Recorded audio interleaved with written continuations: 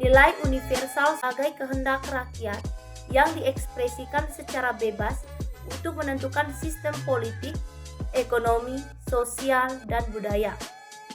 Secara sederhana, demokrasi digambarkan sebagai pemerintahan dari rakyat, oleh rakyat, dan untuk rakyat. Pada hakikatnya, demokrasi diwujudkan untuk mencapai kemakmuran. Yang kedua, model demokrasi. Ada beberapa model demokrasi yang tertulis dalam buku Demokrasi Pancasila, karya Darmawan Hafefa dan Dr. Randus Potolosahulu, diantaranya sebagai berikut. Yang pertama, demokrasi totalitarian. Yang kedua, demokrasi langsung. Yang ketiga, demokrasi perwakilan.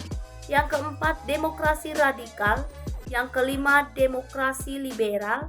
Yang keenam, demokrasi parlementer. Yang ketujuh, demokrasi pluralis. Yang kedelapan, demokrasi deliberatif. Yang kesembilan, demokrasi leninis. Yang ketiga, prinsip demokrasi berdasarkan Pancasila. Pancasila menjadi prinsip dasar dalam penerapan demokrasi di Indonesia. Sebagai salah satu negara yang menerapkan demokrasi dalam sistem pemerintahannya, Indonesia menganut prinsip sebagai berikut. Yang pertama, prinsip hikmat kebijaksanaan.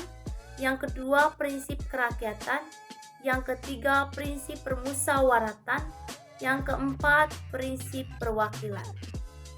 Generasi pertama yang merasakan bagaimana indahnya demokrasi di negara-negara Eropa adalah Muhammad Hatta, yang kelak menjadi wakil presiden Indonesia. Hatta belajar di Belanda dan menyerap berbagai ide-ide demokrasi. Sejarah demokrasi di Indonesia mengutip dari buku Mengenal Lebih Dekat Demokrasi di Indonesia pada tahun 2012 yang ditulis oleh Nadirul.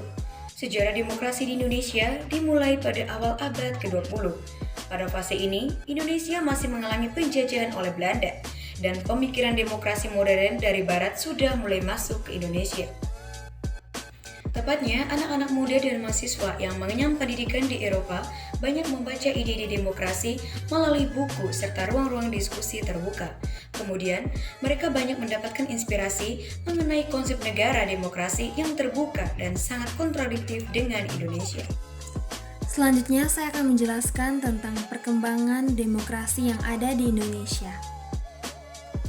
Sejarah demokrasi di Indonesia mengalami dinamika yang cukup kompleks dan menjalani perkembangan yang sangat dinamis. Berikut ini adalah beberapa fase perkembangan demokrasi di Indonesia. Yang pertama, demokrasi parlementer pada tahun 1945 sampai 1959. Pada fase ini, Indonesia resmi menjadi negara yang merdeka dan menerapkan sistem demokrasi parlementer. Sistem ini berlangsung hingga tahun 1959.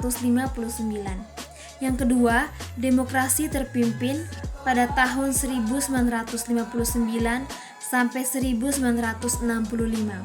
Pada masa ini, sistem demokrasi berubah menjadi sistem demokrasi terpimpin. Sistem ini berlangsung hingga tahun 1965. Yang ketiga, demokrasi Pancasila pada era Orde Baru tahun 1966 sampai 1998. Pada masa ini, sistem demokrasi berubah menjadi sistem demokrasi Pancasila. Sistem ini berlangsung hingga tahun 1998. Yang keempat, demokrasi pasca reformasi pada tahun 1998 sampai sekarang. Setelah jatuhnya Presiden Soeharto pada Mei 1998, Indonesia mengalami proses reformasi politik yang membuka peluang bagi perkembangan demokrasi. Pada masa ini, Indonesia menerapkan sistem demokrasi yang lebih terbuka dan partisipatif. Perkembangan demokrasi di Indonesia juga dipengaruhi oleh sejarah dan politik dan perkembangan demokrasi di Indonesia, mulai dari pengertian dan konsepsi demokrasi menurut para tokoh founding fathers kemerdekaan Indonesia, terutama Muhammad Hatta dan Sultan Syahrir. Setelah itu, gotong royong dan rasa kekeluargaan menjadi pangkal dari demokrasi Pancasila. Selanjutnya, kelebihan dan kelemahan demokrasi. Yang pertama, kelebihan. Satu, berupa sistem yang melindungi kepentingan rakyat. Yang kedua, dikenal sebagai sistem yang stabilitas dan efisien karena berdasarkan dukungan publik. Yang ketiga, kemungkinan kecil terjadi pemberontakan rakyat karena berdasarkan pada kehendak publik. Yang keempat, menciptakan lingkungan yang tepat untuk mengembangkan kepribadian dan menumpukan kebiasaan yang baik. Selanjutnya, kelemahan sistem demokrasi. Yang pertama, adanya pemimpin yang lupa akan kewajibannya sebagai pemimpin, lebih mementingkan kepribadian sehingga tak sedikit pun yang terjerat kasus korupsi. Indonesia dapat dikatakan semua itu dapat diukur dari uang pemimpin yang tidak adil dan tidak tegas mengatur rakyatnya seenaknya sendiri. Salah satu contoh kasus yang mencerminkan penerapan demokrasi di Indonesia adalah pemilihan umum atau pemilu. Pemilu adalah momen kunci dalam sistem demokrasi di Indonesia yang mencerminkan warga negara untuk memilih wakil mereka dalam pemerintahan. Ini ada beberapa poin yang mencerminkan penerapan demokrasi dalam kasus pemilu Indonesia. Yang pertama, proses pemilihan yang terbuka. Proses pemilu di Indonesia dilakukan secara terbuka, transparan, dan kompetitif.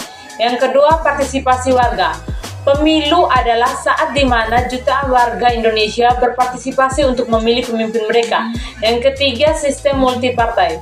Indonesia memiliki sistem multipartai yang berarti bahwa berbagai partai politik memiliki kesempatan untuk berpartisipasi dan bersaing dalam pemilihan. Yang keempat, pengawasan independen.